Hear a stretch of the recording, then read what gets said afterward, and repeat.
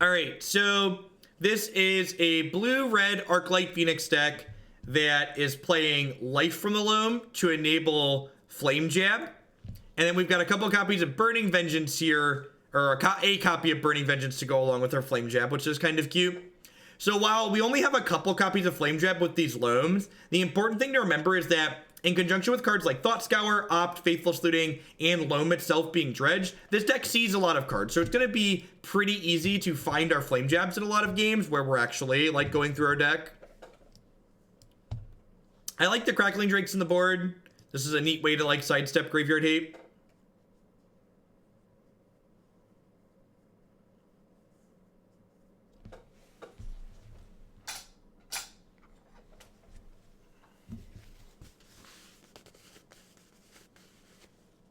We're kind of a dredge deck. We're like a deck that has like a dredge game plan as a secondary game plan.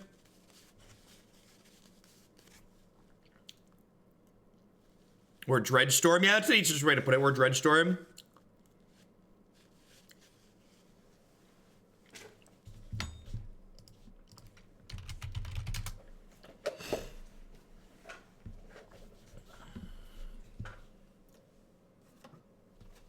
Oh no. I'm slowly running out of fruit cups. It's a travesty. Is this hand good? What do we think of this hand, chat? This one seems okay. I'm gonna keep. I'm pretty sure this is a Faithless Looting on 2-hand, right? We go Manamorphose, Looting, ditch both birds, draw 1 mana spell, cast it. Rip and Leyline are both cards that see play, which makes Destructive Revelry worth playing, I think. All right, if they're smart, they're going to take Faithless Looting with their discard spell here.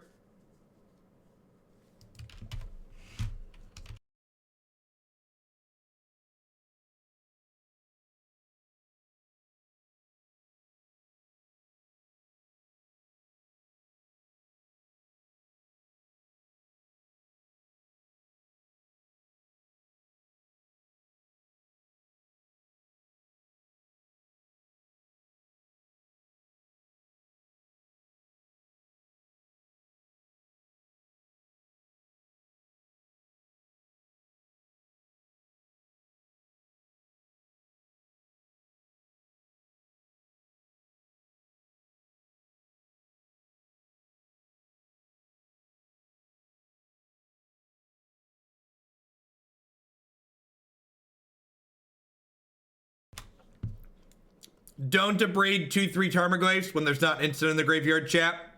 Remember, damage doesn't kill, or Abrade doesn't kill creatures, state-based actions do.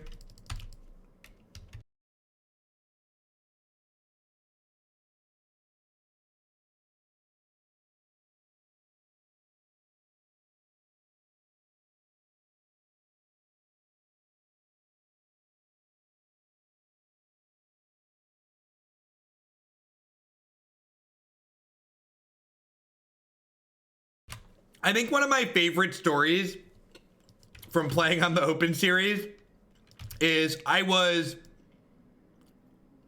playing a Modern Open and I was 6-0 or 7-0. I was playing a Tarmogoyf deck and my opponent at X-0 deep into the tournament here, I had 2 Tarmogoyfs in play that were 2/3s with no instants in the bin. And they go, Lightning Bolt your Tarmogoyf. And I was like, okay. I'm like, I explained them how the interaction worked. The judge confirmed that it worked that way. And they were like, oh, okay, so your Goyfs are 3/4, and one of them has 3 damage on it. I was like, yep. And they go, all right, Snapcaster. And I was like, oh, did they just play me? They're like, Lightning Bolt the Tarmogoyf with 3 damage marked on it. And I was like, yes, yes, yes, you do. That resolves. All right, well, let's put some birds into play here.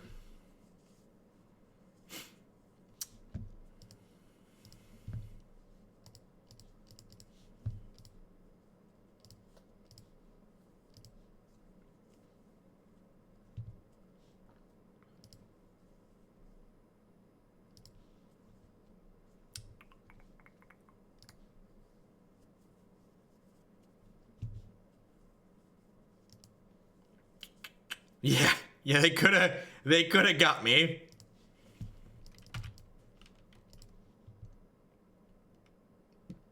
Trigger.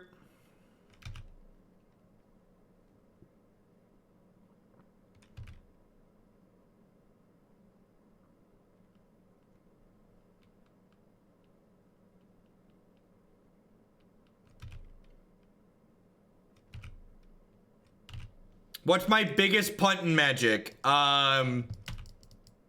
Traveling for as long as I did instead of starting streaming sooner. Can that count?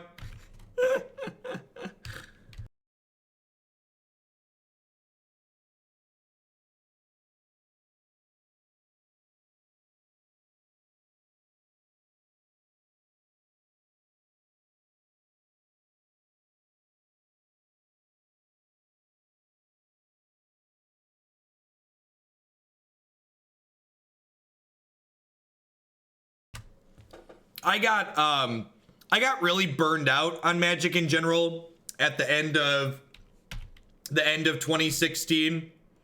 Hey, Spep, thanks for the 12-month resub and the tier 2. At that, I appreciate it. I knight thee, defender of the realm. Go forth and protect us from Twitch chat. Yeah, after I won the season 1 leader record or whatever it is they called it in 2016 for the Players Championship, I decided to try and get their Player of the Year title. And then towards the end, I just really wasn't having fun. And like, I definitely played worse. And like, I started trying to play some of the better decks in the format and just like still had bad results, but probably mostly because I wasn't having fun playing the games. Oh, you know what? I could have killed them by milling over a bird here, right? Yeah, totally punted. All right, so I could have killed them here. Let's see if we get punished or not.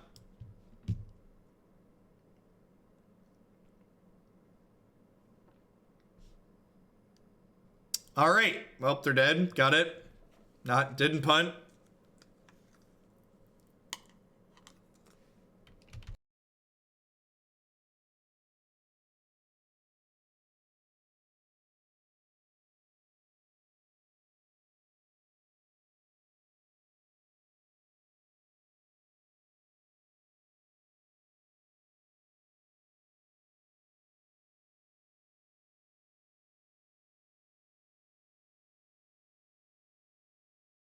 No, it's right for my opponent to thought seize there if they're dead on board. They want to just like take the information with them. No reason to not just get a little info on the way out the door.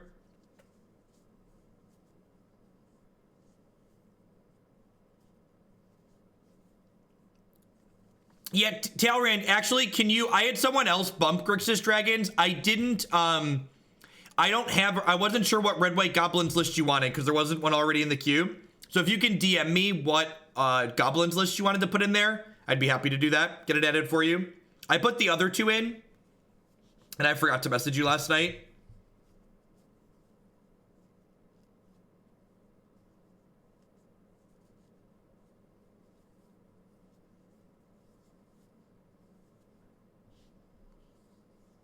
Yeah, I think Abrade's the trim.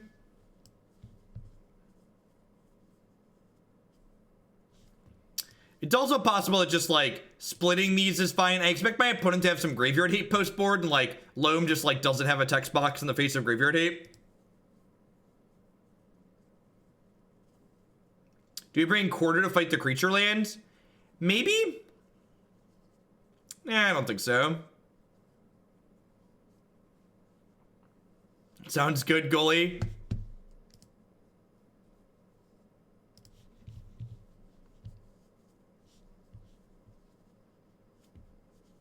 Yeah, I think Growl's sweet in this format.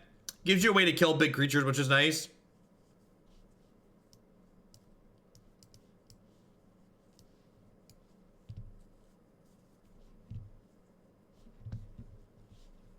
Now, I think Gutshot's good. Not only does it kill Dark Confidant, but it's just like good as having a free spell to bring back our Phoenixes. Yeah, same seems great.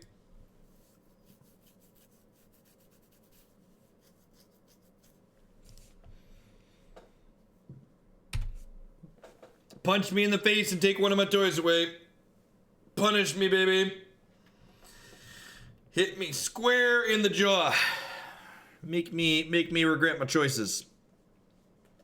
Says when you're playing against these discard decks, you just want to keep any hand that has lands and spells in it.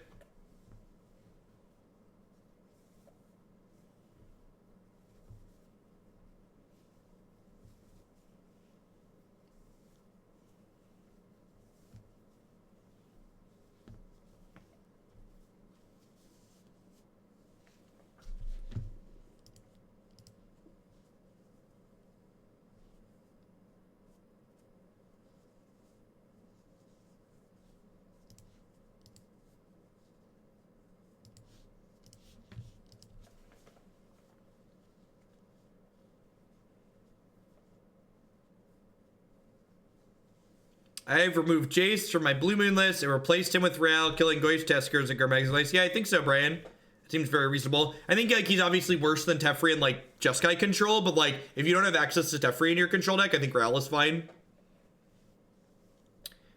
His plus effectively being a sleight of hand is like also not negligible.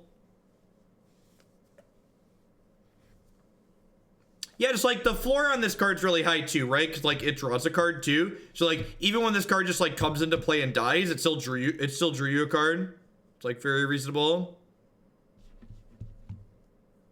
They took Izzet Charm, so that means they must have like a Dark Confidant or Scavenging Ooze here on two, right?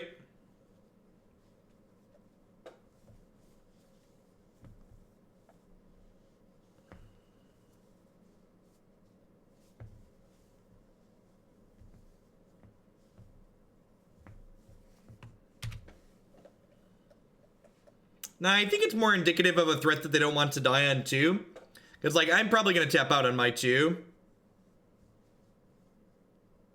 Like, the Planeswalkers aren't even particularly good in this format, right? Or in this matchup, sorry. They're fine in the format. They're not good in this matchup, though.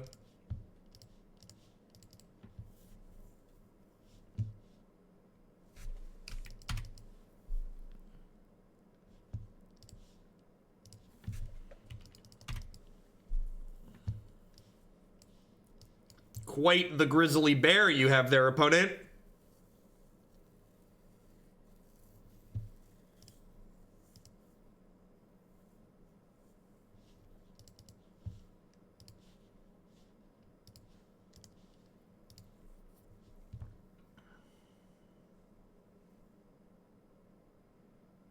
Morning, Yaku. We're doing all right. We played a little bit of a clunker to start the day.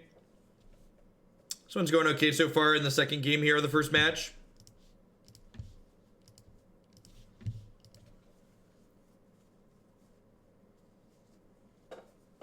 Yeah, it seems really sweet, Dimlardis. I think I'm going to play some more matches. We're going to play some more matches with Jund Dinos tomorrow. And if it feels good, I might try and find a copy of that instead of Pirates the Invitational this weekend. The more I play, the more I kind of want to just, like, slam people this weekend in both formats instead of, like, trying to be cute and think. You should sell your body for money. For 2K, you will play Modern at a team open.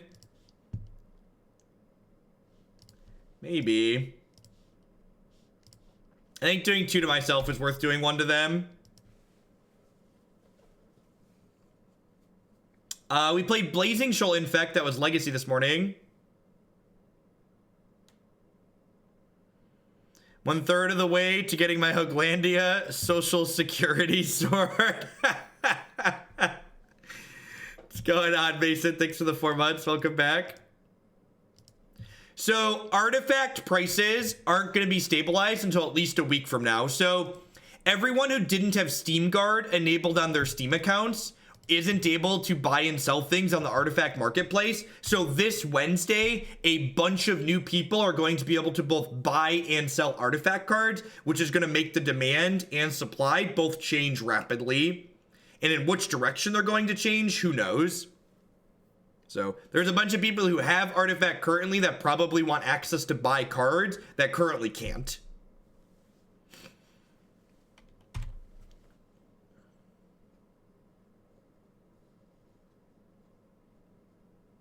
I did Legacy this morning for a $50 donation.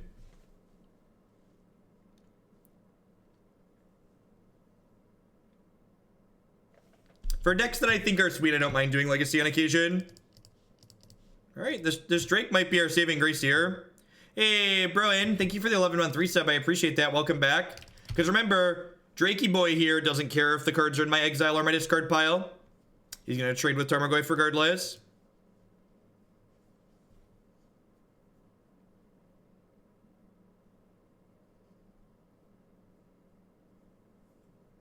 Yeah, I agree, Volpert. I agree.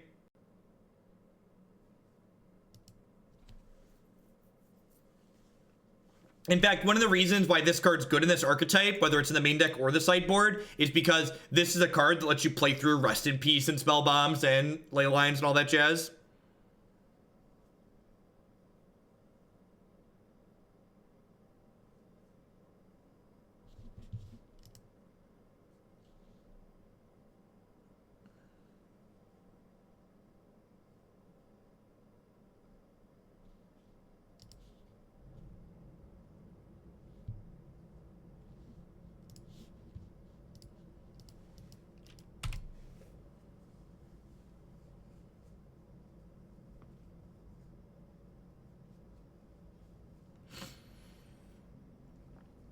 Weird that they exiled their own creature instead of exiling mine before they spellbomb me. I think that's a missequence on their part. Wait, what? Why would you... Sure?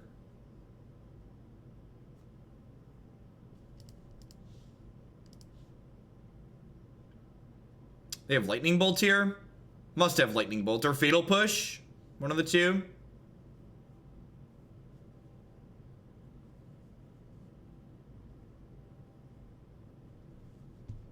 Bolt hitting Drake there instead of hitting my dome seems like a W for me.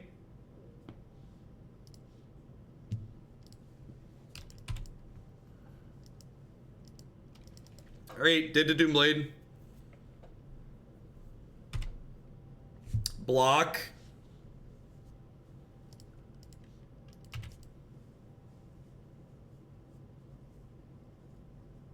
Another Goyf. Grimflayer, sure. Good thing they spellbombed themselves.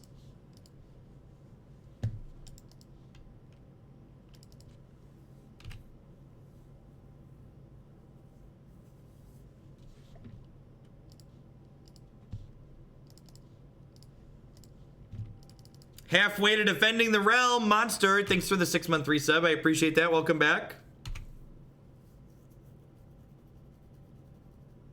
Will I be playing any elves today? I will not be. So the decks that are in the stream title are the ones that we were playing today. We played elves yesterday. I'm pretty happy with the elf list, and I've played it a bunch.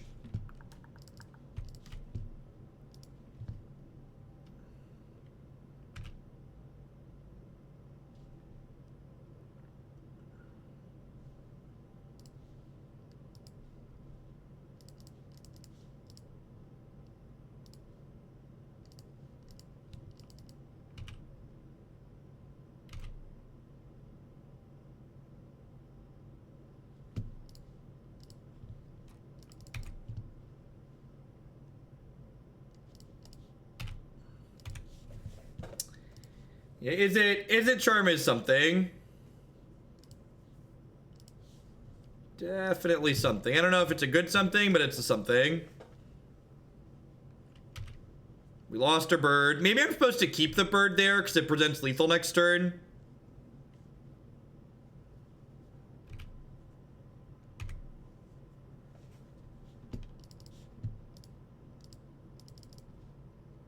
RQR Master X, thank you for the 34 months. That's such a long time. Welcome back. One of the OGs. Never didn't have it. That felt pretty good. Crackling Drake was great. Do you think they'll bring Cube to Arena? Yeah, at some point when there's an interesting cube to make out of the cards that Arena has. Probably need some more sets first, though.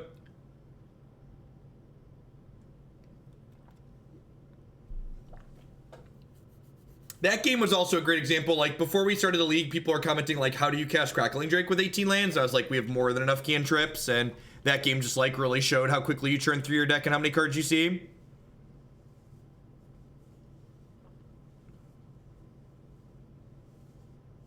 Can you explain Loam and Vengeance?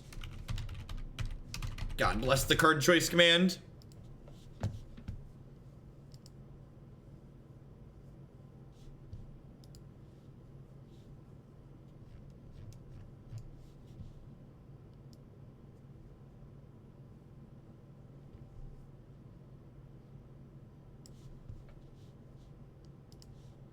My opponent activated Serum Powder. All right, so they're playing the Eldrazi mess. Man, seems fine. We've got an Abrade to kill a Chalice. I've got Thing in the Ice. I want a Faithless Looting, but don't we always want a Faithless Looting?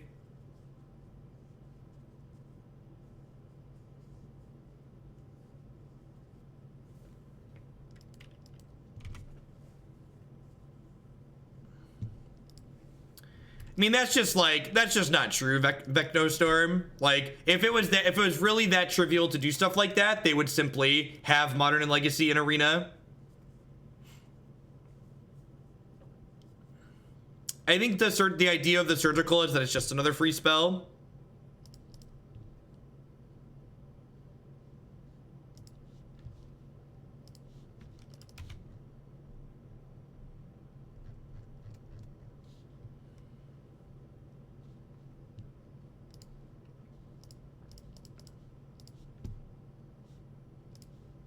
Do I cast Loam or do I just cast TT? I actually want to just cast TT, right? How does Jeskai control in Standard beat main deck Carnage Tyrant? What's it called? Just cast Planner Cleansing. Whatever that card is. Cleansing Nova? Cleansing Nova. Play more Novas. Gut Shot in your deck? Oh, they could have Warping Whale or Spatial Contortion. I get Spatial Contortion. Yeah, Drake's a good answer too. Just like trade with it in combat. Yeah, that block was probably bad.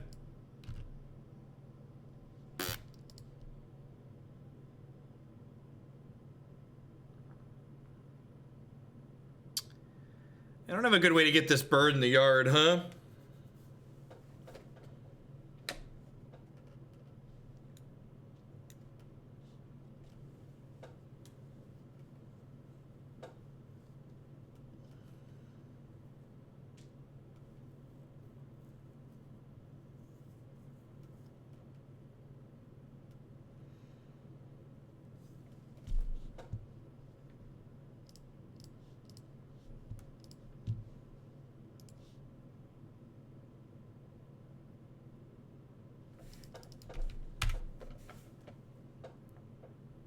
We went 2 and 3 with Blazing Infect.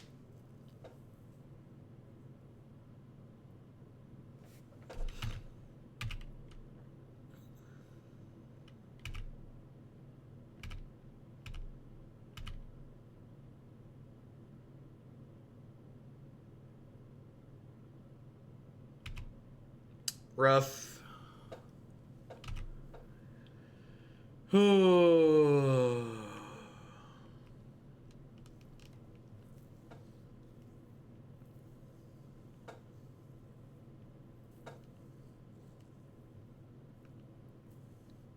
Probably go Bolt the Thought Knot, Flame Jab the Thought Knot, Loam, pick some lands back up.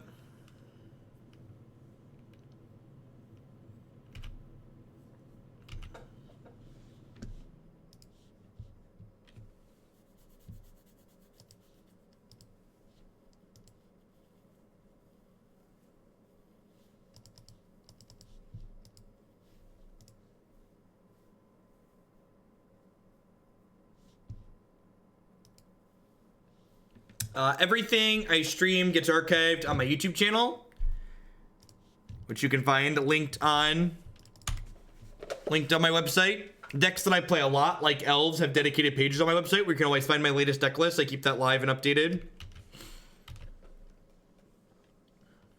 things that I stream as like random one-offs here and there don't get their own dedicated page, but you can always find deck lists in the descriptions of the videos on YouTube.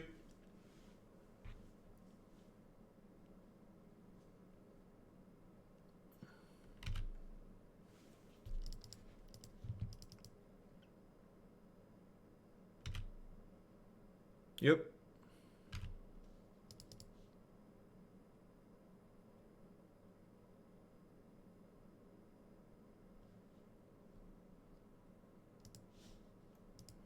Yeah, the snow cover basics don't mean anything in the deck. People just like to put them in to be cute, to be cheeky.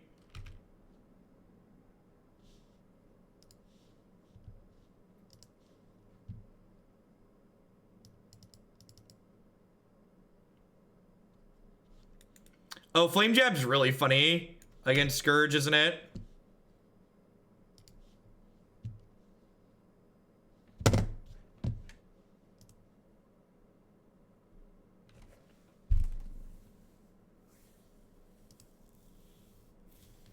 I have Manamorphose, it's fine. I definitely just dredged my only other Stomping Ground. I'm glad we have Manamorphose.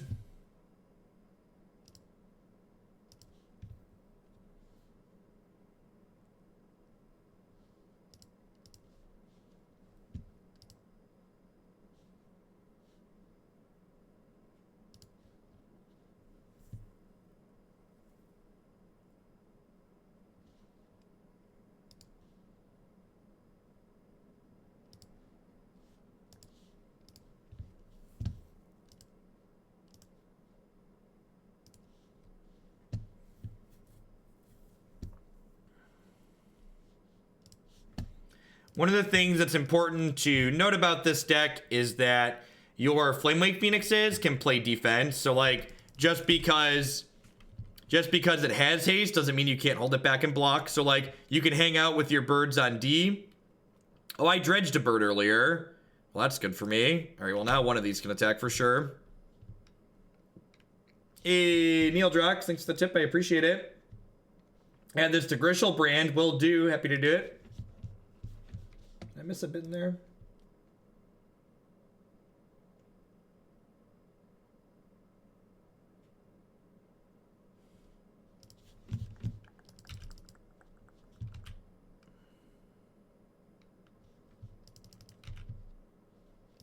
Marty, thanks for hitting the event command. I'm just gonna go ahead and trade here. This lets them draw a card, but like I'm gonna get my bird back next turn pretty easily. Hey, Questa, thanks for the brand new Prime support. There's a lot of great people making a lot of great stuff. Thanks for supporting mine this month with that.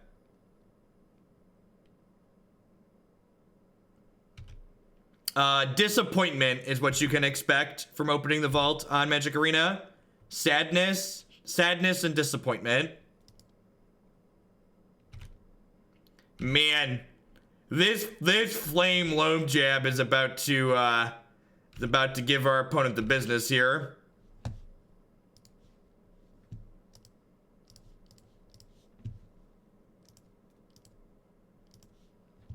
Y'all ready for this? We dredged another bird.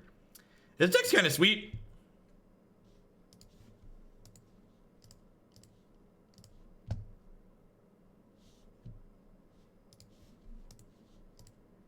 Don't mind me. I'll just be over here picking your stuff off.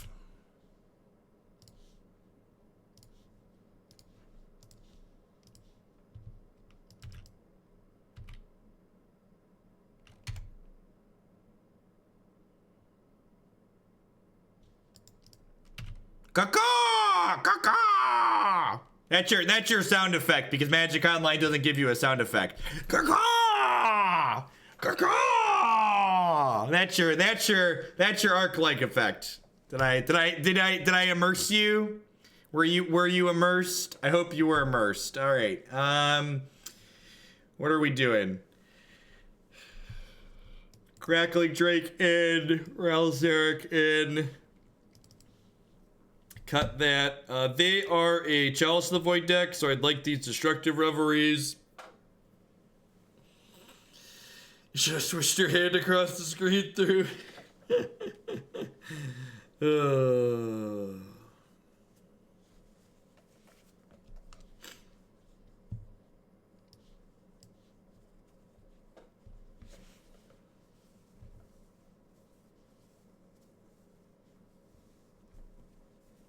All right, I need to cut 4 cards. I think I want to trim up.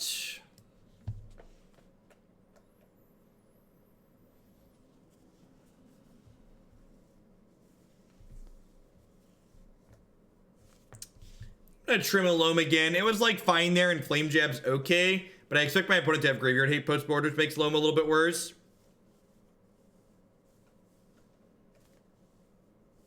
Nah, I think things great. Just like having a 7-8 in play is like unbeatable for them. They have a really hard time taking it off the table. Maybe Ral's just too slow. Yeah, I'd buy that. He like kills their bigger things, but like he doesn't do it for a long time.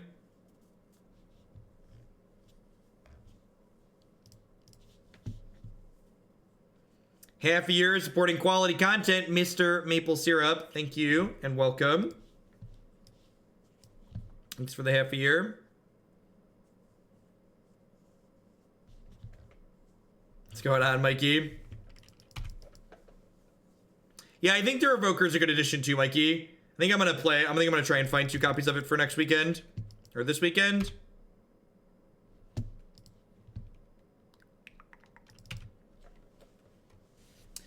So I'm gonna be really sad if they play Chalice for 1 next turn, but if they like tap out for something else, I'm like really happy holding this Faithless Looting. Yeah, so like now the way this has worked out, if I draw a land with this Faithless Looting, I'm gonna get to go ahead and put my Arclight Phoenix into play before they can relic it, which is nice.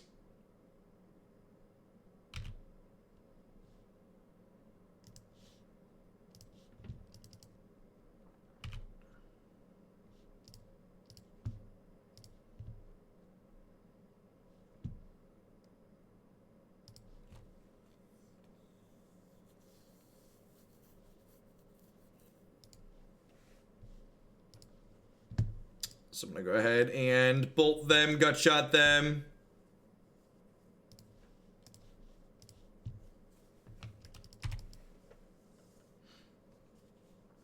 Yeah, it's good in that matchup too, Mikey. Between Dismember and Revoker, like both, that matchup might actually be kind of winnable.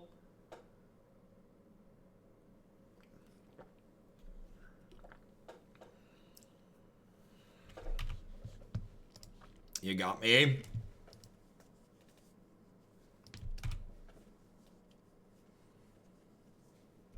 Yeah, like, right? Nice relic.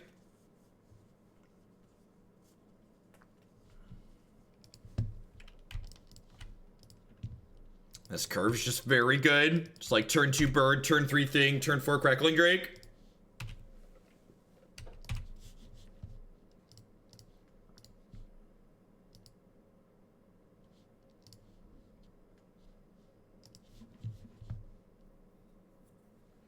Oh no, not Chalice of the Void for 1. How will I ever win the game of Magic the Gathering now, opponent? Oh no, don't stop exiling my cards in my graveyard. How will I ever win the game now? Yeah, I do too, Marty. This deck hits from a lot of angles. Oh gosh, that's great.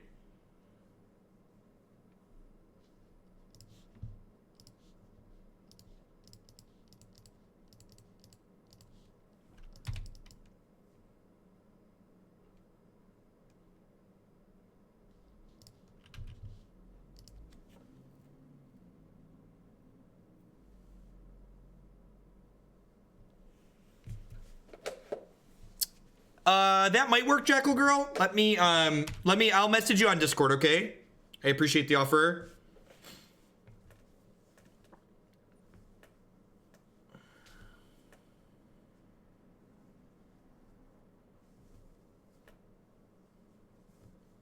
Yeah.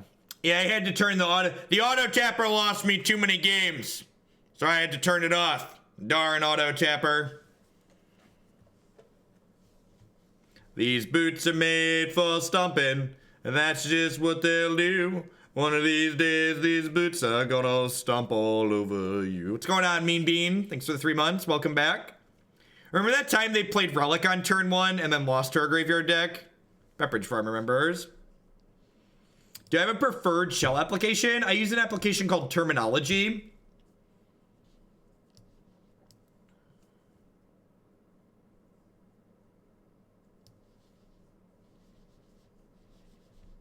Well, we are 2-0. It's obviously deck's busted.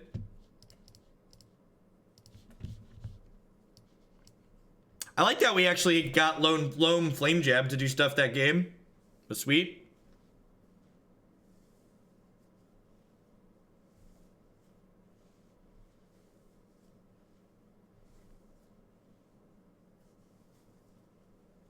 No blue mana. Got a mulligan, unfortunately.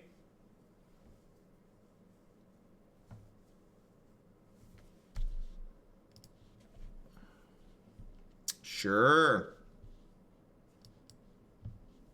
Deft Fangirl. Was it a while? It wasn't the last 3. Did you send the notification through, Deft Fangirl?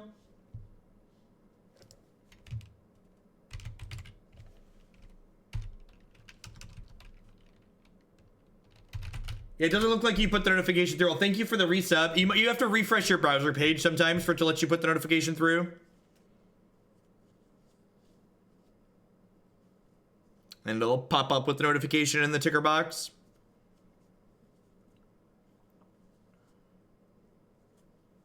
Someone else said mobile lets you do it now too. Although I'm not sure how that works. I haven't done it before. Yeah, there's a cheeky Burning Vengeance in this deck.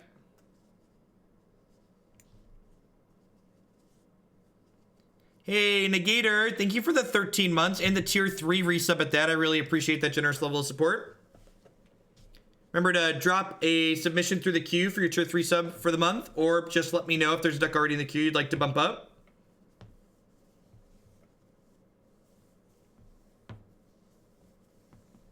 Hey, Nidoria, thanks for the 3 months. Welcome back. Just a message. I need to remember to start saying this week. Just a message for my regular viewers. I'm going to the SCG Con / Invitational this weekend. So I will be offline Thursday until Tuesday. My flights out are Thursday morning and I'm flying back Tuesday morning. So it's actually the longest amount of time I've taken off in one stretch since I started streaming full time.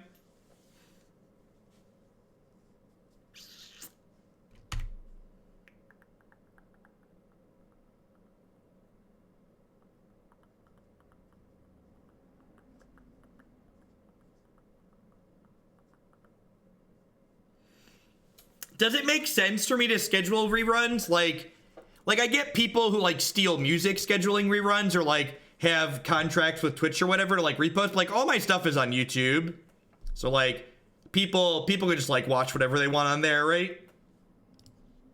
I don't think it really makes a lot of sense for me to do reruns.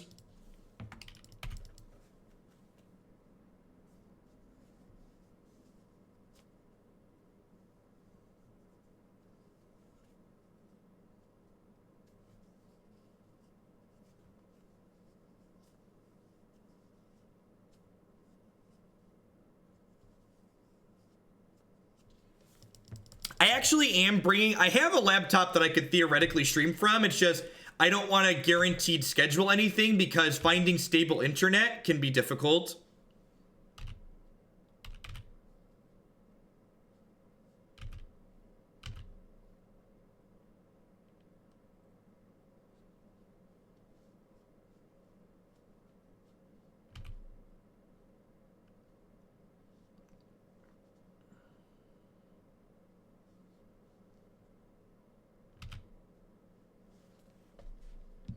Just do a rerun of Lantern Day. I don't want to scare people off of my content now. Hey, Venechia, thank you for the $5 tip. I appreciate that. I think Kalitas and Ritual of Soot is too cute for Modern. I actually think there's probably a deck full of Delve creatures somewhere that would really want Ritual of Soot. We tried Ritual of Soot in the sideboard of a Hollowed One deck and it seemed reasonable. I think Kalitas in general is probably a little bit too slow for Modern. The decks you want that type of effect against tend to be really fast and efficient, which makes it a little bit slow.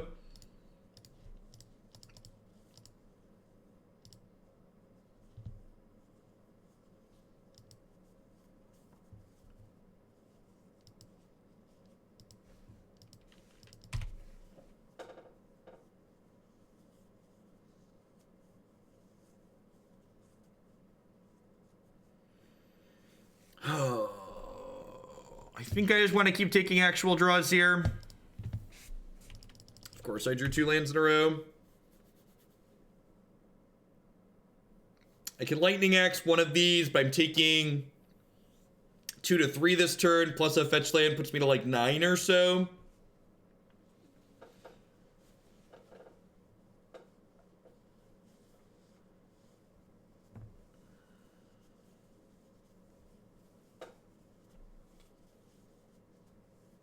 They have another Mantis Rider we're probably just rocked. Just a Bugler, sure. I think I actually axe the Champion of the Parish rather than the Mantis Rider here, because the Champion threatens to gets larger, whereas the Mantis Rider is like always going to die to a Phoenix in combat.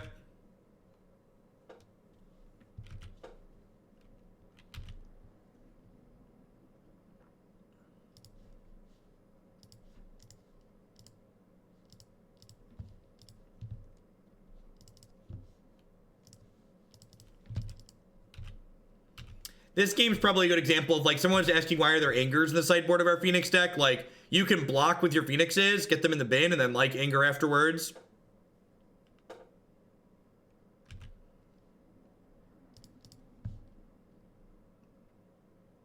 Grab a green source here. I think I'm going to take another draw step here. I really need some action. Lightning Bolt would be great.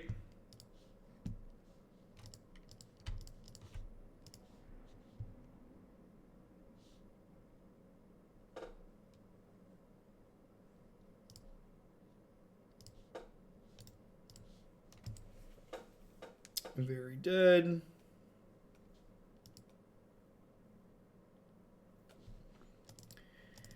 Anger comes in. Honestly, Crackling Drake's probably fine in this matchup. Trim a little bit of the clunk. I like it. It's bringing things to block and a couple of sweepers. You think it's a good idea for a newer player to invest in MTGO versus MTGA? One, I have a couple pieces of advice for you. First is that either of these applications are things you should play for fun, and you should not look at them as an investment. If you're looking to make investments, I would highly recommend a Roth IRA, and past maxing out that, I'd recommend talking to a financial advisor to make some formal, reasonable investments for your future. Card games are things you should be playing for fun, not for long-term investments.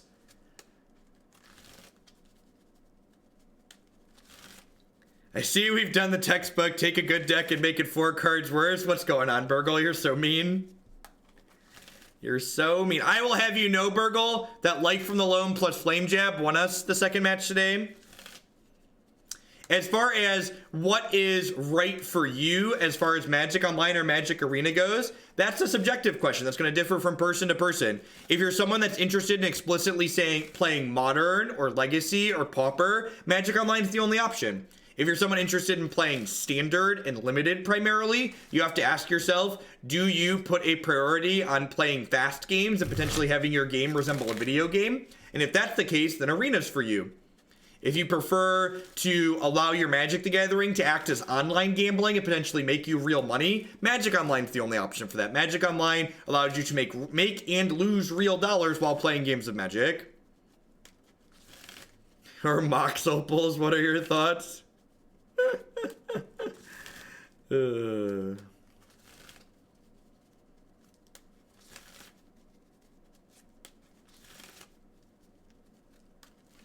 Nothing I love more than losing real dollars. You know, I was a little bit worried.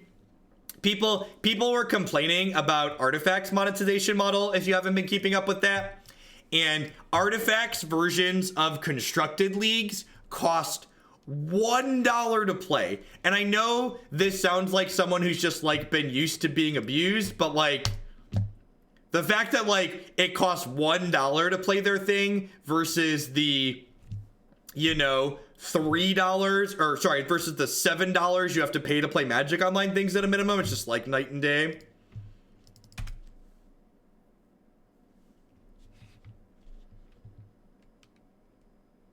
All right, so if we draw a land next turn, we can go Morphose, Looting, Thought Scour, get our Arclight Phoenix back, which is sweet. If we don't draw a land, we're gonna have to lead on Faithless Looting, obviously.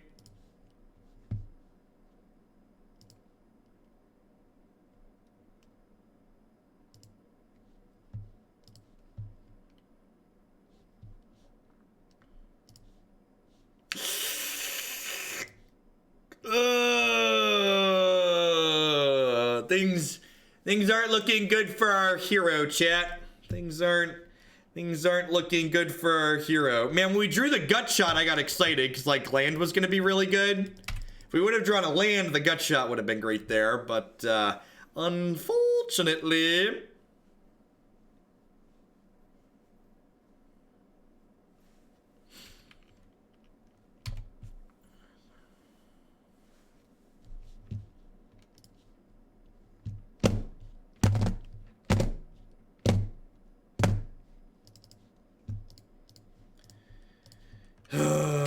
Go.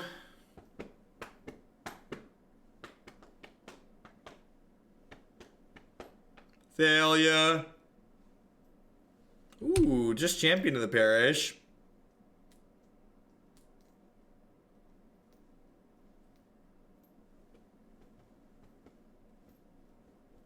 Ah, yes, the classic Twitch chat. You missed a land drop. This deck needs more lands in it. Oh, Twitch chat. Oh, Twitch chat. Never change, Twitch chat. I appreciate you.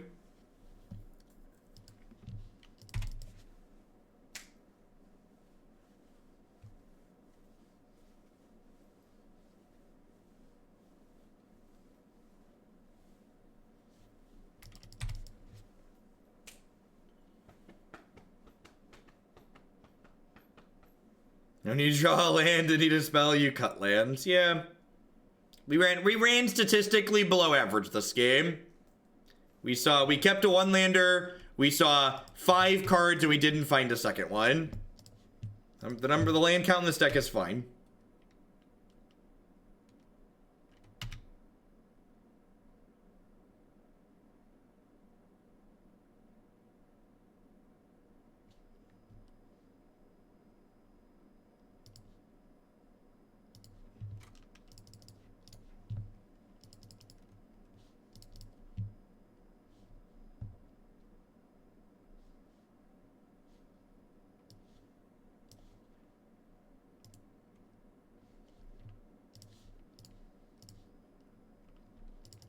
So if we draw a spell here that we can cast, we get to put our Arclight Phoenix into play, which can block. And then we get to get our Loam plus Flame Jab going, which is very reasonable.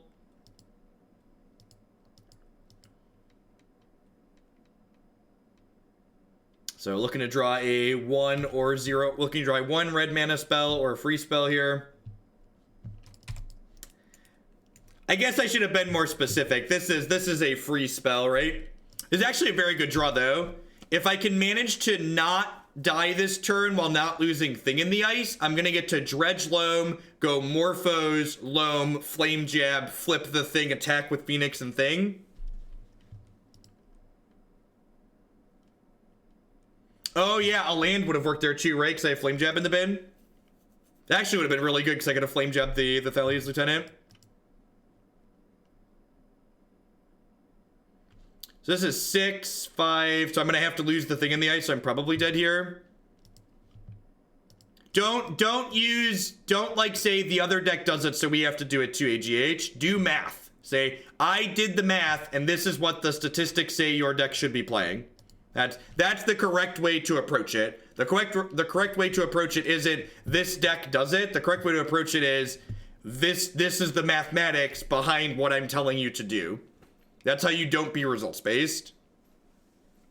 And maybe the math says we should add a land, statistically speaking, but the odds of like looking at our like, you know, 10 one-mana cantrips here, and like if we get a second land, Loam means we probably find our third land, so we Loam a fetch land back. I would not be surprised if 18 is fine. I'm telling you, I haven't done the math, but I am saying I don't want to hear from you unless you've got the numbers to show me.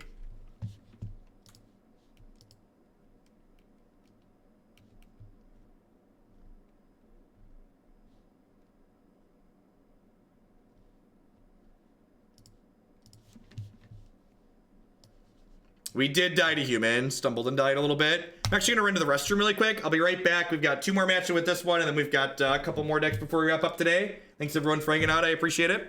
All modern, all day today.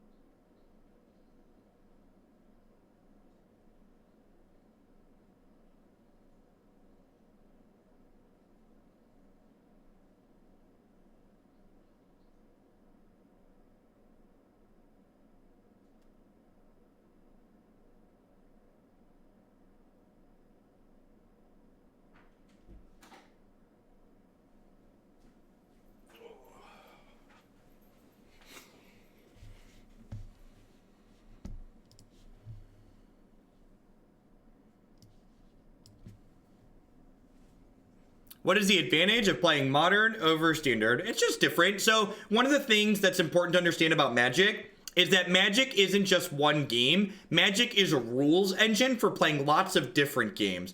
The formats in Magic vary enough in the terms of gameplay that they offer that they're really individual games, like limited to standard, modern to standard, modern to legacy, vintage, like all of these different things are effectively different games, all under the Magic the Gathering banner.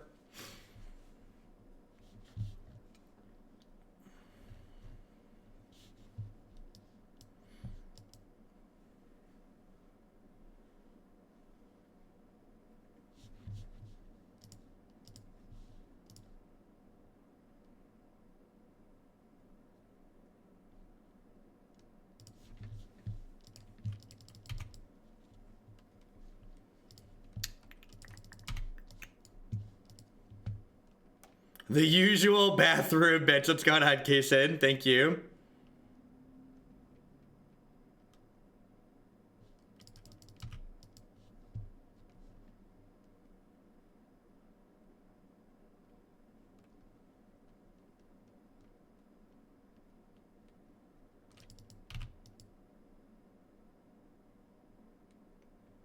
Yeah, Garfield's designed a bunch of games.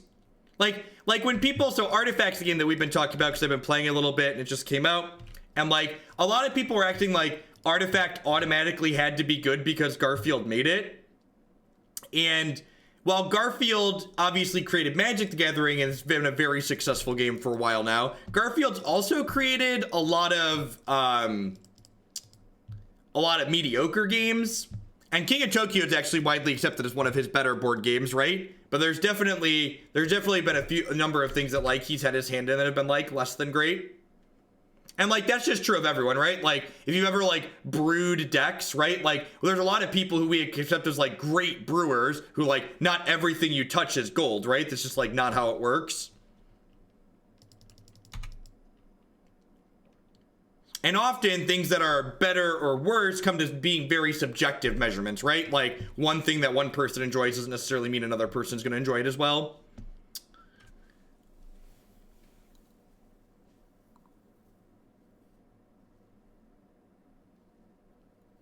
All right, what am I doing here? I've got choices. Lightning Axe probably isn't good against blue-white control. So I'm definitely ditching Arclight and Lightning Axe. The question is, what am I doing after that?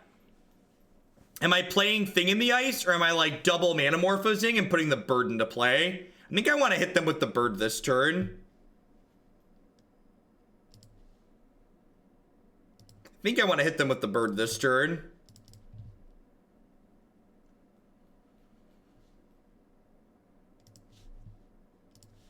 Oh, you know what? I should probably get another Stomping Ground here because they can field me off of green, but they can't field me off of blue.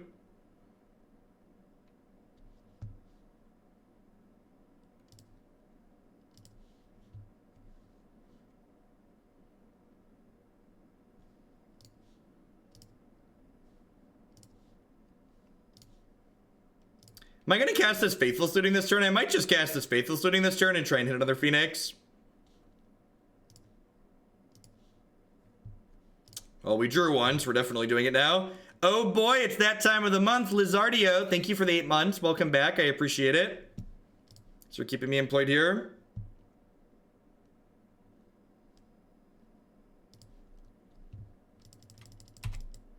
All right, floop some birds into play here. Caw-caw! Caw-caw! There's your, for the Magic Arena watchers, there's your, I gotta bring it. Get the birds, soar with the birds, chat.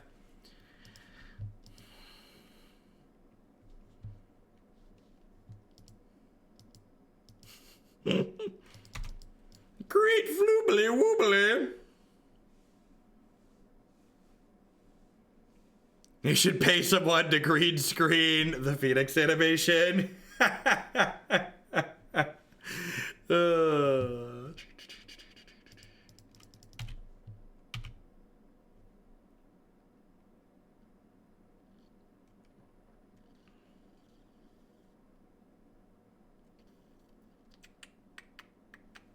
Do do do do do do. Please don't terminus me. Do do do do do do. I'd prefer to not be terminus. Do do do do do do do do do do. What do you think about toxicity in Magic chats at tournaments? I think, hey, American Gamer, thank you for the 13-month resub. I appreciate that. Welcome back. I think most online chats that aren't heavily moderated are giant cesspools. And as someone who recently started watching content creators from other games, thanks to looking for artifact content, I've really come to appreciate the Magic community a lot more. While nothing is perfect, the things that people say and do in some of the other gaming communities makes the Magic the Gathering community look quite wonderful and progressive for the most part.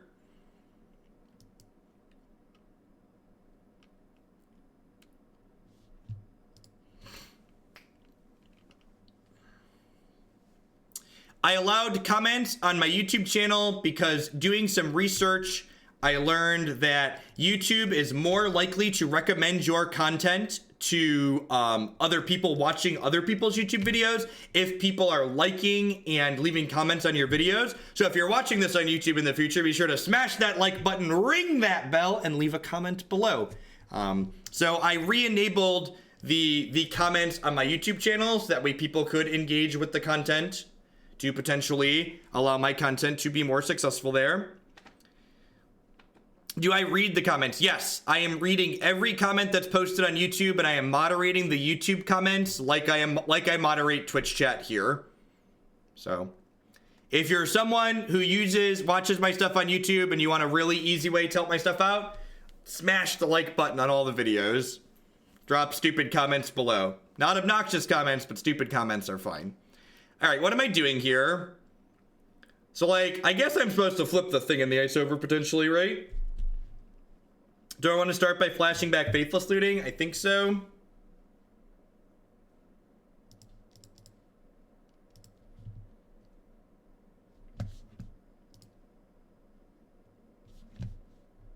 Yeah, there's a lot of older folks that are just straight up creepy early because they know they can get away with it, or they think they can get away with it.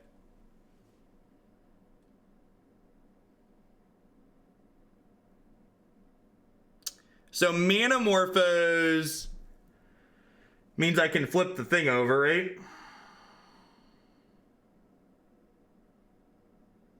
The problem is I'm gonna get like Cryptic Commanded here or something. I think I'm still just supposed to like head to the Space Jam. Just make them have it. Oh, I could Surgical. Yeah, that's actually a really good idea. I like that. Let's Surgical for info. Just find out what's up.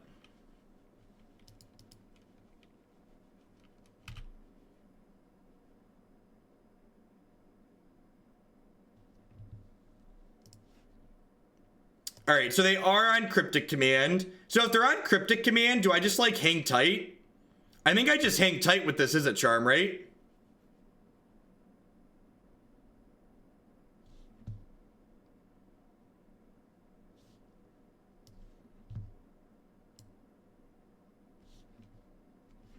The old miser vision.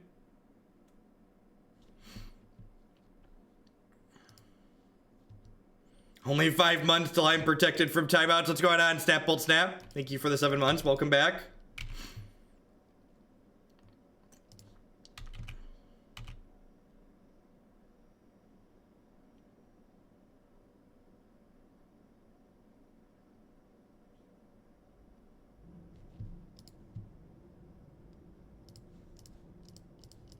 I think I'm just countering anything here. They get to like Teferi tuck the thing in the ice next turn, but like I get to like flashback Faithless Looting, get a bunch of looks at another Phoenix for lethal thanks to this lightning bolt.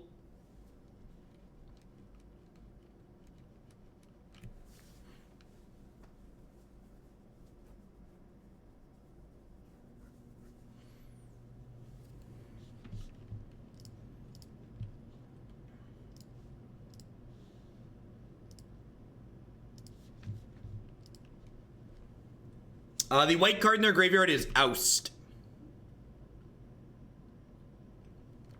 We surgical the path. I'm really curious as to what my sub length will be next month with the update. Me too, Dursty. I think there's gonna be a bunch of nights added to Hoaglandia next month when they change how Twitch subs are counted.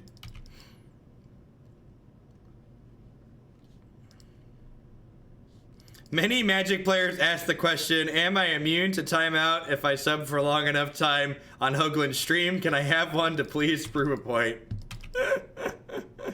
Caca! Caca! Don't even need the looting. Upstairs, nice control deck.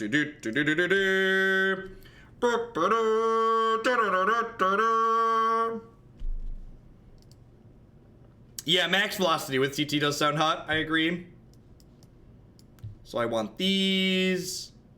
I think I want these and these. Caca! Caca! I think I just trim Life from the Loam to hedge Graveyard Hate coming in a little bit.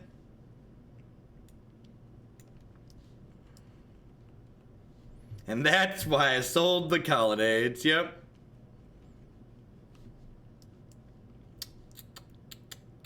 Yep.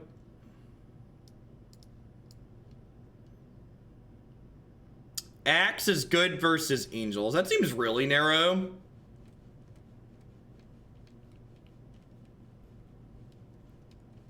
I guess the Angels are really annoying though. How do you feel about trimming Lightning Bolt? Do we like this?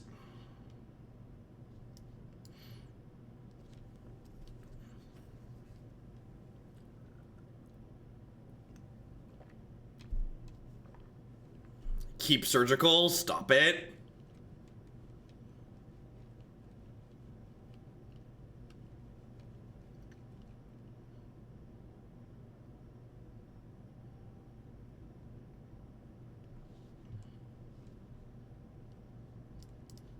Do I want to get rid of the jabs? I could just cut the jab Loam package entirely. It doesn't seem exceptionally great here.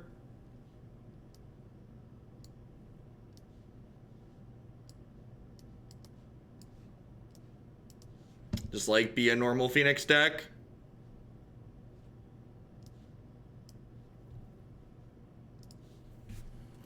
How many bits gets me an MP3 of Jeff doing the Phoenix sound effect to use as a ringtone? Yeah, like they're definitely bringing in rip. Heck, some of these blue-white decks, because they're so rancid against these, they're so rancid against these graveyard decks, have just been main decking rip.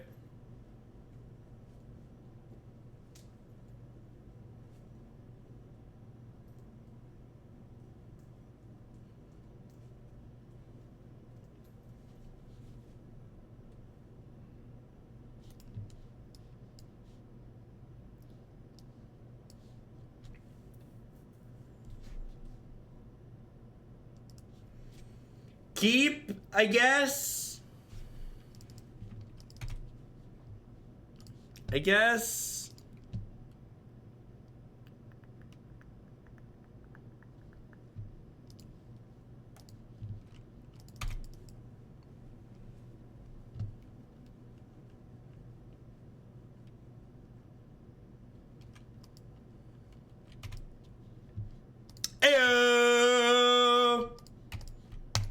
Never forget, chat, Magic is a skill game. The better player always wins, etc., etc. Yep.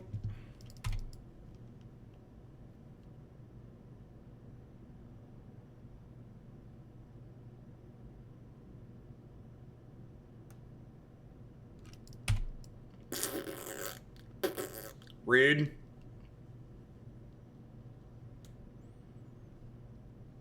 No, I don't think Zero Rips is weird. I think Brad Nelson probably understands that, like, what graveyard was he playing? Any graveyard hate? I think Jeskai is pretty bad against Dredge regardless. Wow, they boarded in Dispel. No, Zero Rips is not that weird in Jeskai Burgle. Vomit.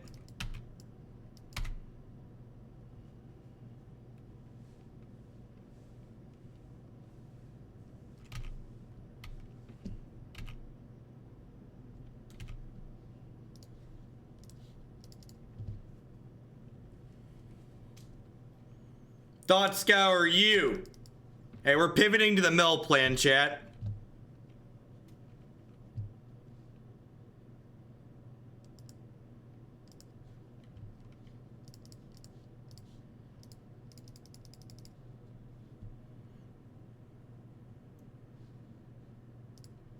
There's a deck list on your screen via the Stream Decker widget. You can also type !deck in chat to get an exact link to the deck list.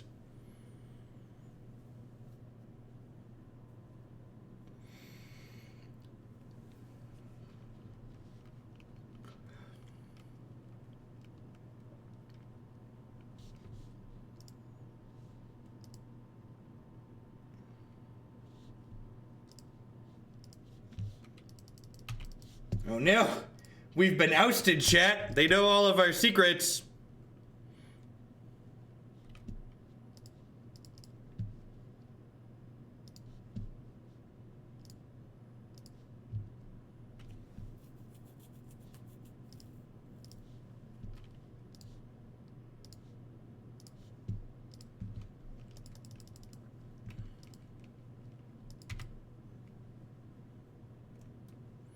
I mean, like, Modern is all about understanding which matchups you're going to lose to and which matchups you're good with, and, like, giving up the ones that you're going to lose to. Even the good decks in Modern have matches that are hard to impossible. And that's okay. That's a feature of the format. It's just something you kind of got to learn to accept.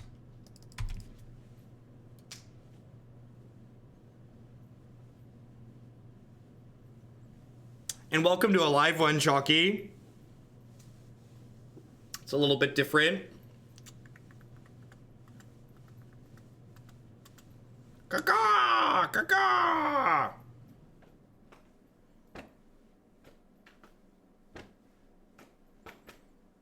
One card left. Play Teferi, tuck my thing in the ice.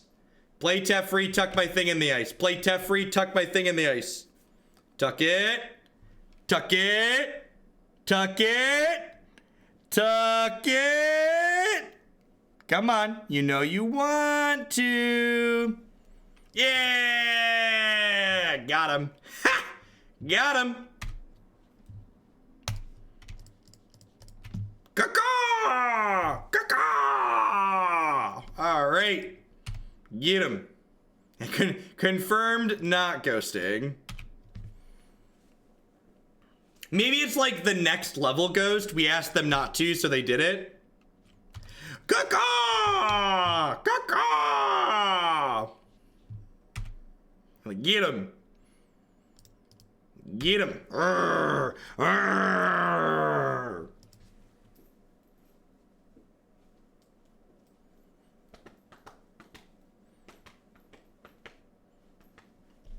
Do do do do do do do do do do do do.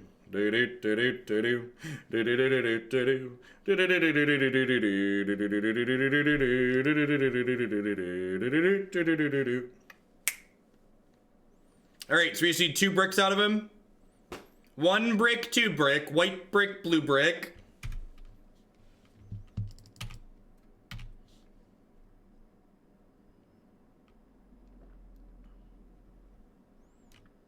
This is the part where they animate their 4/4.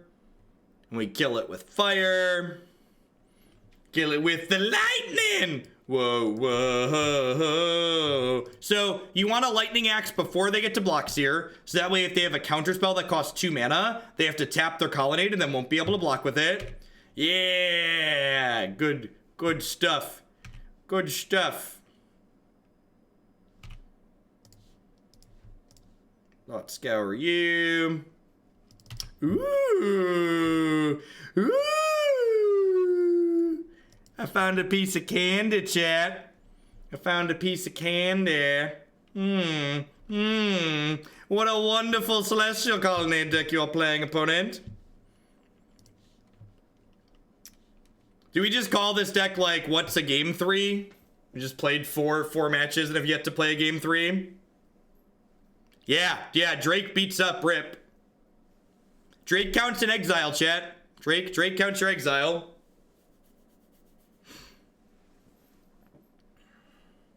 We died to humans. We fumbled and bumbled a little bit.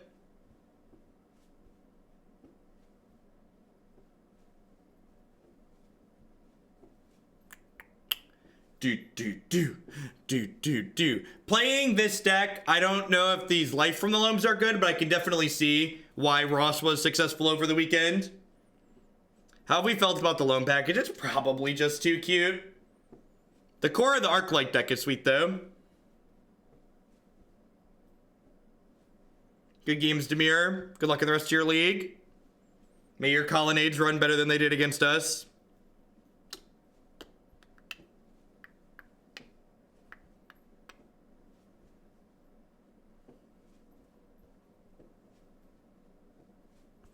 Holy, could you imagine how messed up Probe would be if it was still in this format? I can't even imagine how good this deck would be if Probe was still legal. It'd just be unreal.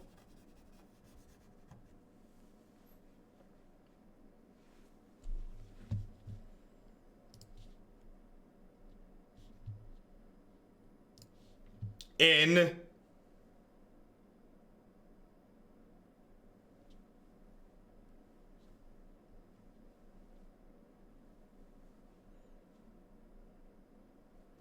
pour one out for G Probe, right? Still just attacking Loam. Sorry, Loam is love.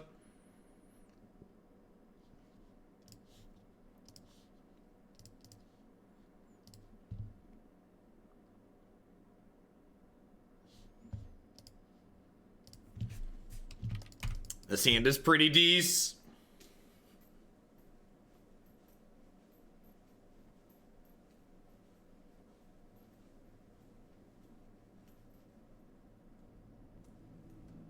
This deck is crazy. Unbanned Death right? All I have to say is I'm really happy I've been playing main deck Scavenging Ooze and Elves for a while now. So it punches the clock in matches like this.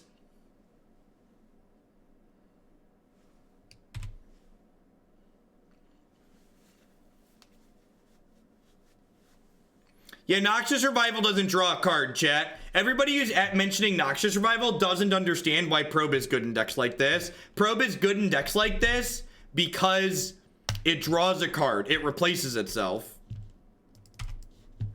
Noxious Revival puts the card on top of your deck.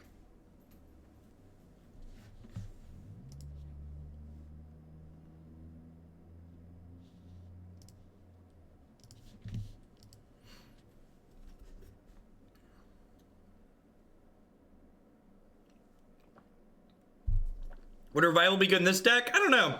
Maybe, maybe not. Street Wraith doesn't do anything that you need to do. It doesn't cast a spell. Probe is good because it triggers Arclight Phoenix.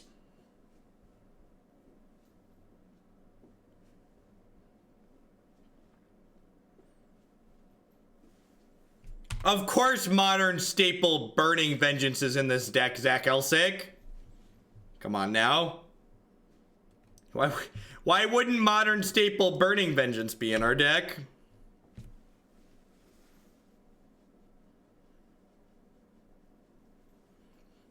So if they Helix us here, I'm okay with that. If they Bolt us, I'm a little bit sad.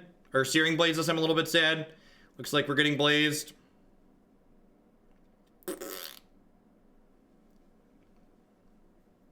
We're like pretty far off of flipping this thing, so I think I need to block and make them have it here.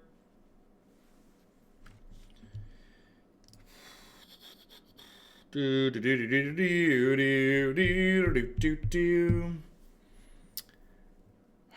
I play Burning Vengeance here? I could just Faithless Looting and try and find another bird. Game 1, match 5, Pandazed. I think I'm just going to Thought Scour to start. Need to look at a lot of cards here to possibly put birds into play. Lightning Axe is actually a pretty good draw. Lets me take this off the table and get my bird to start attacking.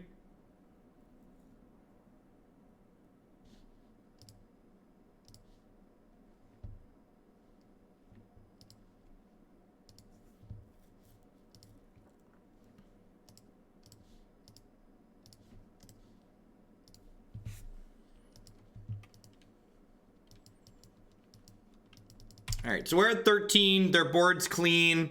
I have a 3-2. Man, if we would have had a second bird in the top half of our deck, we'd have a real good shot here. As is, with just one, it's probably going to be a tight race.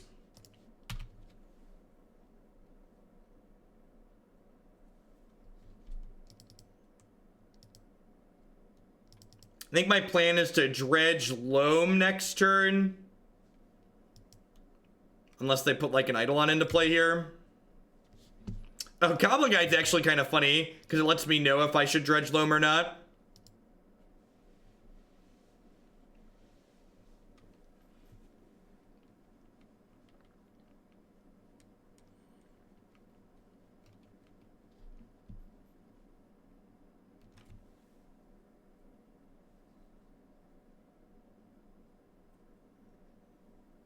So if I dredge into a Flame Jab here, that would be sweet.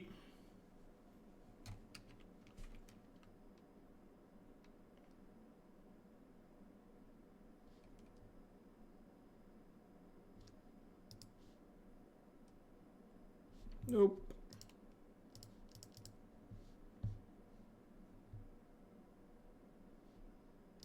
I mean, I don't know what the correct stance is with no information. Because we had the bird in the hand, you minusing the Teferi was exactly what we wanted to happen. In fact, if you go back and watch the match, it's going to be me sitting there going, please minus, please minus, please minus.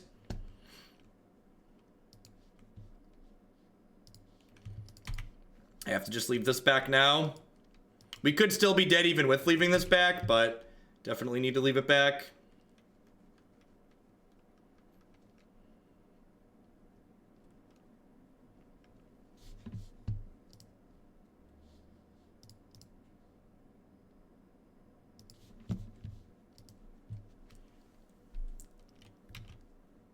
I assume that kills us. Just dead to any bird, spell, or creature, basically.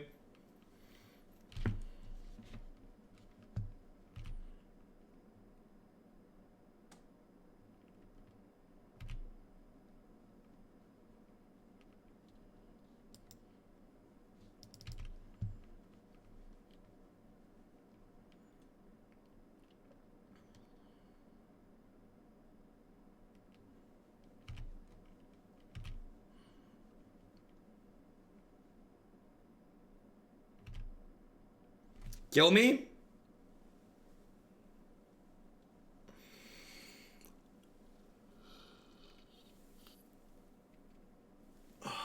Dead.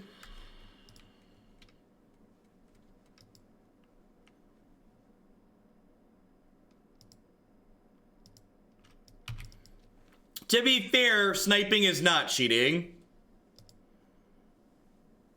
You could call it being rude, you could call it being inconsiderate, like you can call it a lot of things, but insinuating that watching someone stream while they're streaming is cheating is just factually incorrect. There is nothing in the Magic terms of service, the Magic Online terms of service, that says you can't stream snipe and that it's against the rules. By definition, to cheat at a game means to break the rules of the game. So if something's not declared as against the rules, it probably can't be classified as cheating. Yeah. Yeah, I think the Loam package in this deck is probably just... I think Burgle's assessment of we took a stock deck and we made it 5 cards worse is, like, pretty accurate. Hey, J Ray, 1/3 of the way to getting my own pointy stick. Thanks for the quality Magic streams. Thanks for the 4 months. Welcome back. I appreciate that. Yeah, we wanted Crackling Drake every game. The Loams were, like, kind of okay in one of our matches, but they probably would have been fine just as other spells, too.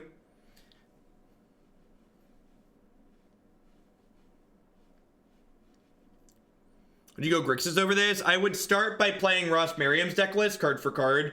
I think the gut shots are important for just having a way to get Arclight Phoenix into play consistently. I agree they're not fantastic in this matchup, but like none of the cards in my sideboard currently are better, I don't think. Just like flipping Thing faster and like getting Arclight Phoenix back when you're tight on mana is important.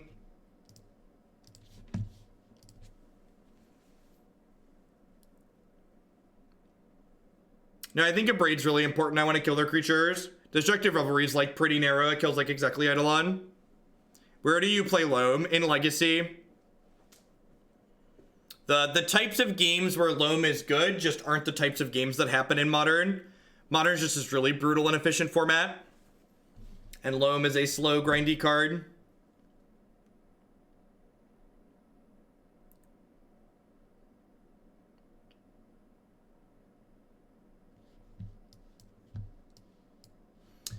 Well, I mean, I have both my sideboard cards, chat, so it's an easy keep, right?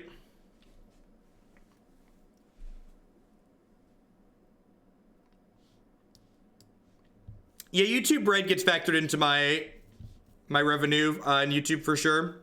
Am I ready to win an invitational? Nah, I don't win tournaments.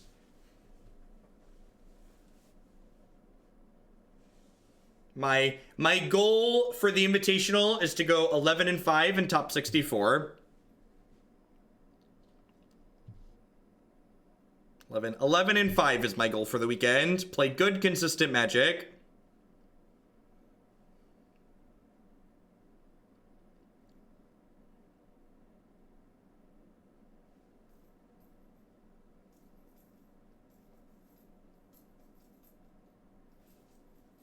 Yep, and I make so much content that I don't expect most people to watch all of it. And that's why I break it up by deck, right? So just like uploading entire stream chunks, so it's easy, more digestible for people to find what they want.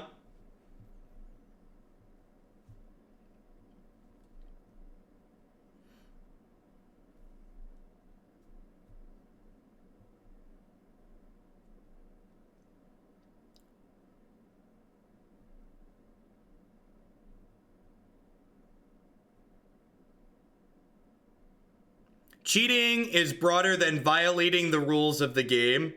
No, I don't think so.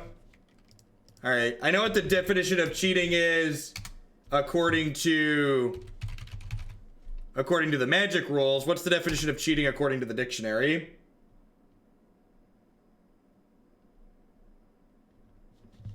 According to the dictionary, the definition of cheating is to defraud or swindle, to deceive, or influence by fraud, to elude or deprive of something expected. I don't think any of these apply to stream sniping.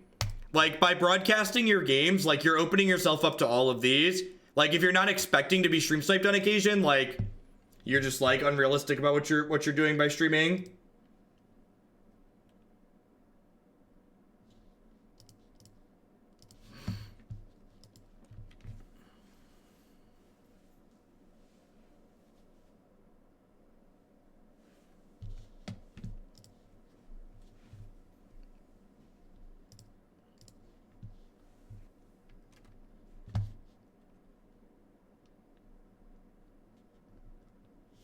So, like, here's the thing, chat. Like, are you cheating if your opponent drops their hand on the table in front of you? They didn't mean to, but like they dropped their hand on the table in front of you. All right, now what if you're playing against an opponent in tournament Magic and your opponent intentionally plays with their hand face up on the table? What if they intentionally play with their hand face up on the table? Are you cheating by looking at their hand while they're playing with it face up on the table? You gonna tell me that's cheating too? And again, I'm saying this as someone who's streaming. So like, again, it all comes down to like, what are you looking to get out of playing Magic online, right? Like, if your goal while playing Magic Online is to practice playing Magic, you shouldn't stream snipe. But if your goal is to maximize every percentage and get all the money you can out of Magic Online and tournament prizes, you should probably be sniping. It's explicitly not against the rules, and it gives you the best possible chance to win. Would I personally prefer to not be sniped? Yeah, definitely. But to say that it's against the rules is just patently incorrect, because it's not.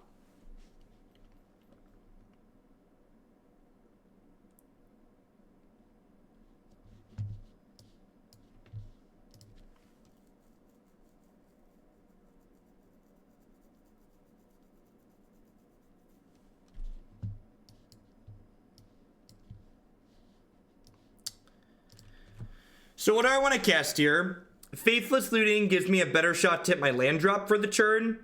But if I hold the Faithless Looting for after I play Dragon's Claw, it gains me a life.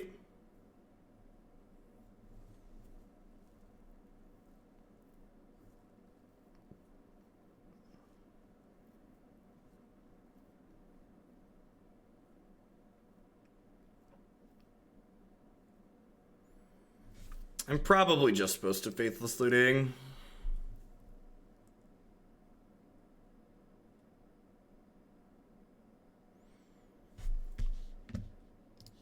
Ditch these two.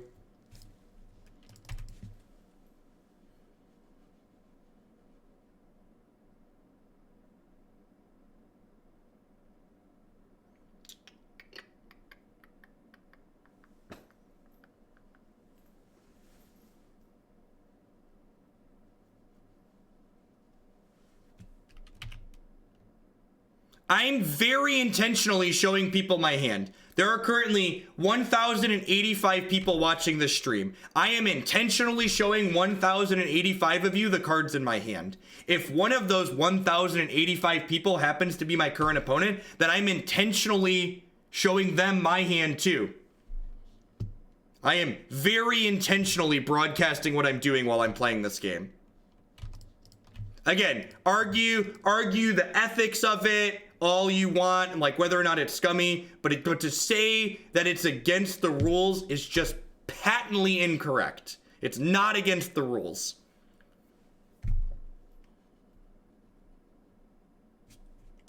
That's all I want to say. Is it scummy or right or wrong, or you want to talk about morality in your children's card game? I'm not going to bicker with you about that, because like whatever, that's a waste of time. But technically correct, it's not defined as against the rules.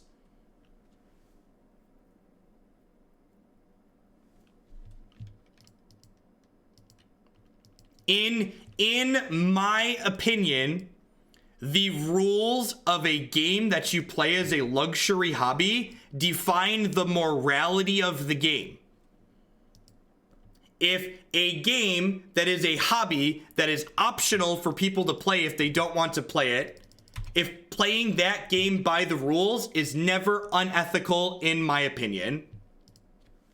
This isn't affecting someone's quality of life.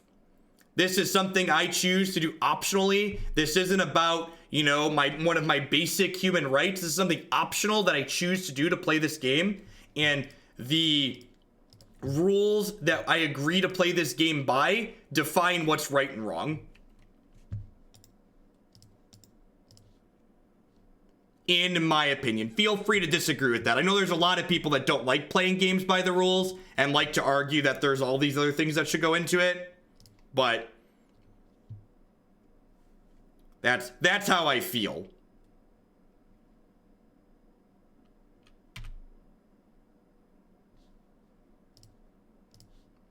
I'm just gaining some life here. I'm gonna go ahead and poke this. This Crackling, the Drakes are so good at sidestepping the graveyard hate.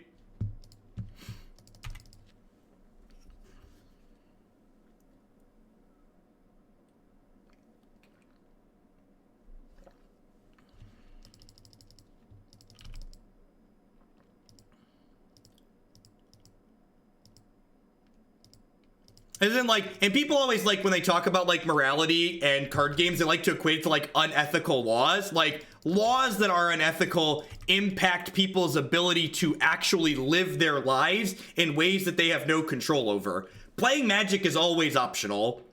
In fact, if you have access to Magic the Gathering and play Magic with some regularity, you probably have some amount of privilege in your life, right? Like this game's not cheap. Playing this game means you have disposable income, which is something that a lot of people don't enjoy. Like,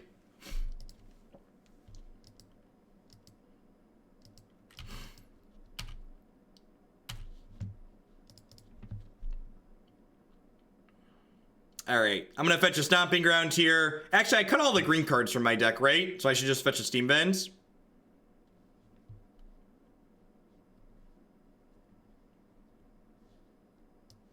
No, you're getting a PT invite isn't one of your basic human rights. Sorry, it's not. You're not entitled to a Pro Tour invite.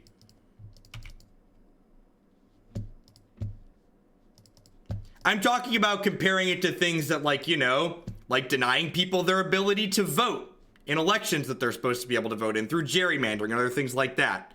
SCTR, thank you very much for those sub gifts. Welcome.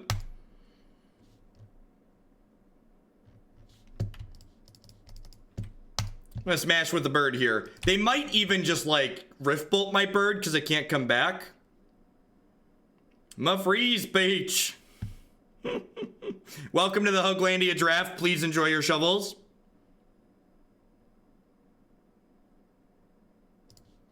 No, there's a Grafdigger's Cage in play. Can't flashback looting, can't bring bird back.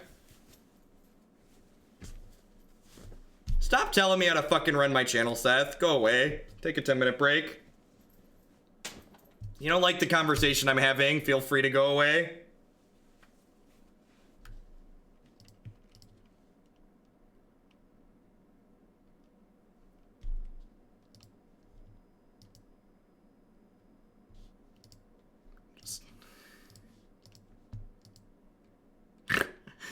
I love how after we have the discussion about how this can't be cheating by the definition of cheating, people are like, but cheating in card games is a real problem and it impacts me. Sure, like maybe actual cheating does, but like, guess what? Stream sniping isn't cheating. That's the whole point of the discussion we've been having.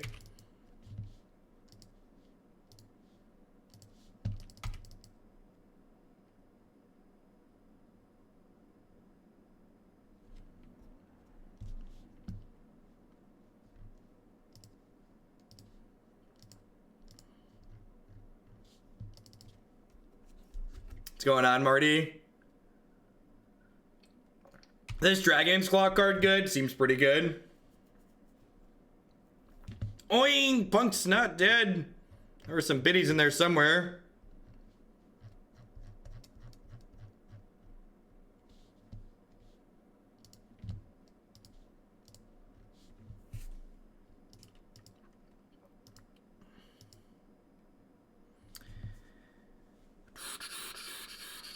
By the tournament rules of Magic, a player is free to divulge any information they have access to. That is 100% correct.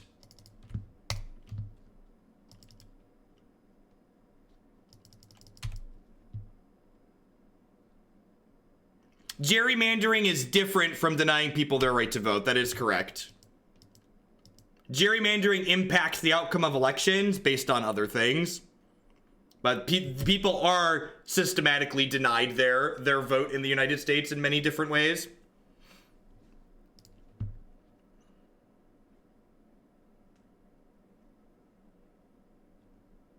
Yeah. Crackling Drake's real good. Not playing them in the main deck is just some nonsense. Yeah, this feels... So we've played... People keep asking... I'm glad we played this today, because people keep asking me about these decks, and like... We've played a bunch of the Bedlam Revelers. We played a bunch of Bedlam Revelers in the past, and the Bedlam Reveler builds have always felt incredibly clunky and awkward, and this deck doesn't feel that way. The Crackling Drakes feel really good, and like the fact that like Crackling Drake is just like this main deckable way to beat things like Rip and Leyline is just very, very good. Now, they're not always going to draw their cage. I think there's going to be plenty of games where they draw their cage and we just play through it. I have these Abrades in my main deck anyways. I don't think I really care about the cage.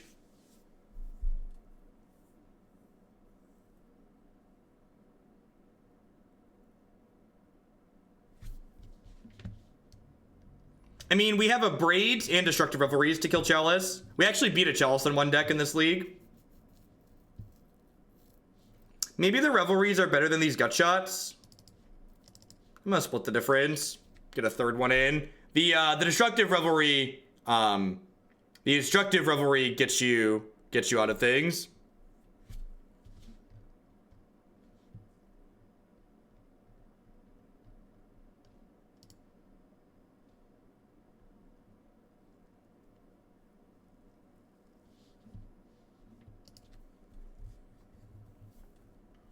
I mean, the Izzet Phoenix deck literally won the Open this past weekend, so it's probably pretty okay. Sounds good at CTR. Sultai Mill will be up next. Now, I think Destructive Revelry is better than Wear Tear. This deck's an aggressive deck, so Destructive Revelry being able to kill artifacts and enchantments is a big deal.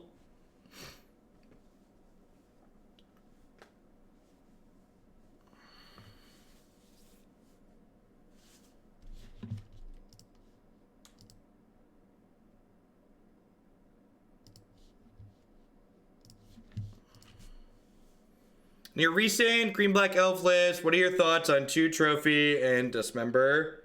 I'd probably play another Damping Sphere before I played Trophy, I think, if you wanted to fight Tron.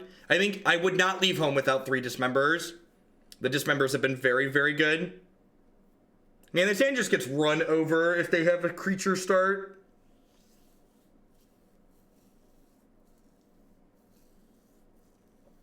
This hand just gets run over without a creature if they have a creature start. I'm gonna mulligan. This hand dies to creatures and it doesn't have a claw in it. My tiebreaker for mulliganing closed hands post board in Modern is generally if a hand is close and it doesn't have my sideboard card in it, always mulligan. So it's a rule that generally serves me well. It's like, this feels borderline. Does it have my bomb for the matchup? If yes, keep. If no, mulligan. Lots of practice and experience. Good afternoon, wife.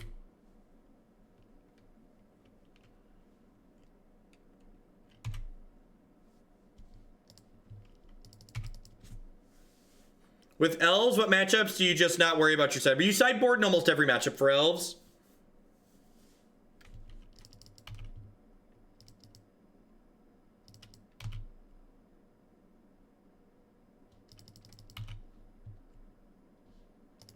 I think that if you're allowed to do that, Gengar, it should be allowed by the rules of the game. And I think if it's allowed by the rules of the game, you probably can and should do it if you're playing to win. And if something like that is accepted as bad and shouldn't be done, there should be a rule saying it can't be done. Don't get upset at competitive people that are doing everything within the rules of the game to allow them to win. If you don't hate the player, hate the game. That's the TLDR of my feelings on the topic. Don't hate the player, hate the game. If there's things that the rules allow that we as a community think shouldn't happen, then the rules should be changed. Really enjoy your content. Thank you, Brizo, for the 2 months. Welcome back. Thanks for keeping me employed here. So I definitely want to kill this Eidolon before I...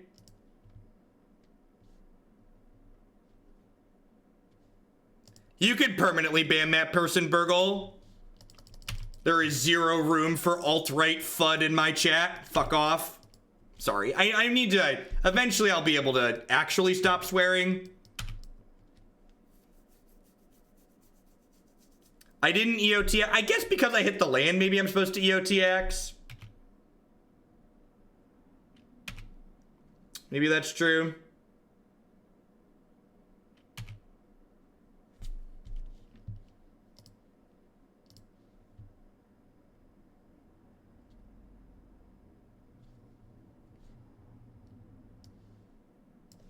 I didn't axe last turn because I was locked into my play from the previous turn. I had it in my mind that I had to opt to find a land, and the Goblin Guide gave us the land, so then I should have changed my line of play.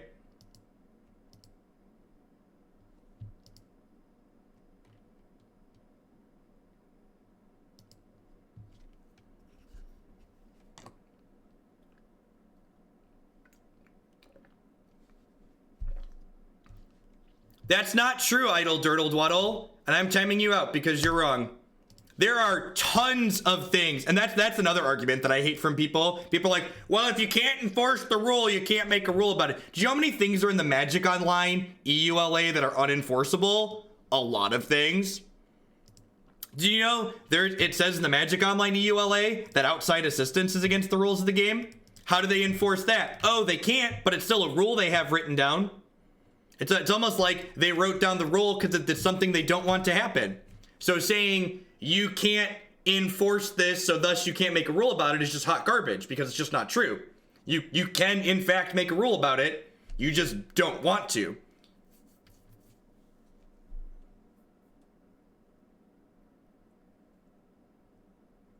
Oh yeah, buying Magic Online cards for cash, also against the Magic Online EULA. Not only do they actively not enforce that, yeah, they just like straight up actively don't enforce it.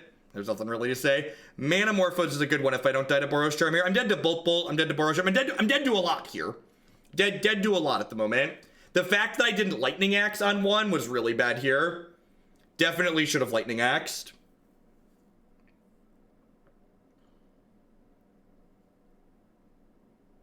Definitely should have Lightning Axed on one. I'd be much further ahead this game if I would have Lightning Axed on one. I think that was winnable if I axe on one instead of opting. Like I said, when they attacked me with Goblin Guide, I didn't reassess my line of thought when it gave me the land because I wanted to have my best chance to set my second land onto. But like once I had my land locked in from the Goblin Guide trigger, I should have just axed the Goblin Guide.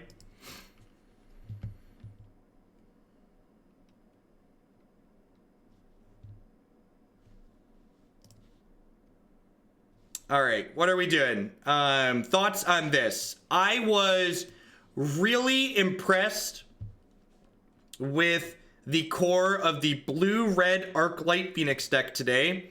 When we've played this deck in the past, Bedlam Reveler has felt incredibly clunky. Incredibly clunky. And this core not having Bedlam Reveler in it felt really good. We boarded in Crackling Drake in most of the matchups. Ross had those in the main. I wasn't a huge fan of Life from the Loam, and it felt like we just like jammed this cute thing into an otherwise really good archetype. While we had a couple of games that it was reasonable in, I don't think it's something that's like worth doing. So I think I would just recommend starting with Ross's list from the open. Maybe it's not perfect, but I would start there and play a bunch of matches before I changed anything.